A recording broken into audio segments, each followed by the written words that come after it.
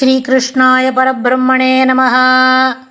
श्रीमद्भगवद्गीता ध्यानश्लोकाः।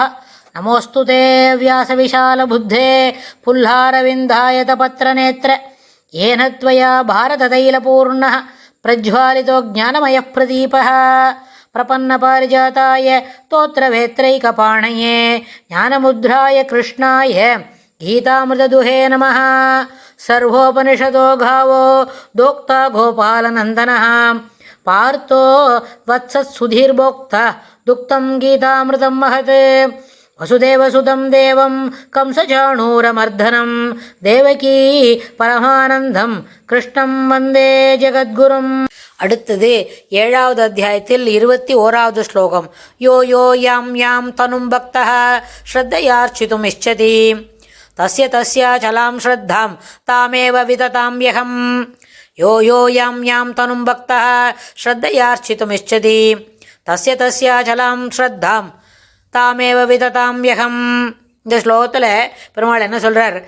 யஹா எவனவன், யஹா யஹா யோ யோ யாம் யாம் எவனவன், யாம் யாம் எந்த எந்த தனும் மூர்த்தியை, தனும் என்று சொன்னால் மூர்த்தியை, ஸ்ரத்தையாக ஸ்ரத்தையுடன் பக்தனாக அர்ச்சித்தும் பூஜிப்பதற்கு விரும்புகின்றானோ அவன், தஸ்ய தஸ்ய அவனவனுக்கு, தாமேவ ஸ்ரத்தாம்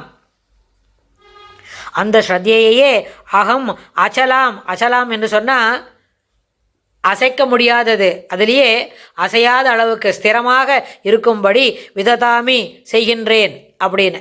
ஏன்னா முன்னாடி ஒரு ஸ்லோகத்தில் சொன்னார், எல்லாருக்கும் சூரிய தேவனுக்கு வெளிச்சம் கொடுக்கறது, சந்திரனுக்கு குளிர்ச்சியை கொடுக்கறது எல்லாமே தான் தான் அப்படின்னு சொல்லி அர்ஜுனனுக்கு தெளிவுபடுத்தினார். அது மாதிரி யார் யார் எந்தெந்த தேவதைகளை தொழுகிறார்களோ, எந்த தேவதையினிடத்தில் ஸ்ரத்தையுடன் பூஜனம் செய்கின்றார்களோ, அர்ச்சனம் செய்கின்றார்களோ, அந்த தேவதைக்கு பக்தனாக இருக்கணும் அப்படின்னு நினைக்கிறார்களோ, எந்த விரும்புகிறார்களோ அவர்களுக்கு அவனவனுக்கு தாமேவ அந்த ஸ்ரத்தையையே, அதையும் நானே கொடுக்குறேன் அப்படின்னு பெருமாள் சொல்கிறார். அந்த ஸ்ரத்தையையே அகம் அச்சலாம் அசையாததாக செய்கின்றேன், விததாமி அதிலேயே தீர்மானமாக இருக்கட்டும், அதிலேயே குறைபாடு இல்லாதவனாக இருக்கட்டும் அப்படின்னு நான் செய்கிறேன்றார். அப்போ என்னாச்சு? எல்லாருக்கும் அந்த வாசுதேவ சர்வமிதி சமஹாத்மா சுதுர்லபா அப்படின்னு கொடுக்குறார் வேணும்.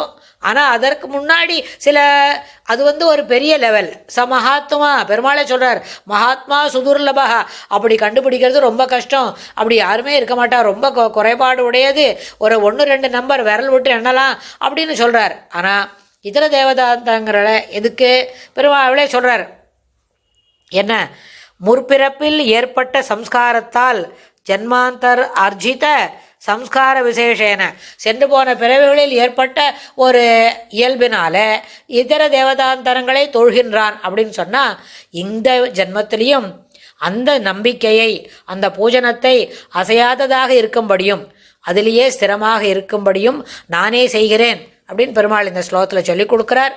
அடுத்த ஸ்லோகத்தில் இன்னும் என்ன சொல்லிக் கொடுக்குறார் நம்ம பார்க்கலாம். ஸ்ரீகிருஷ்ணாய துப்யம் நமஹ.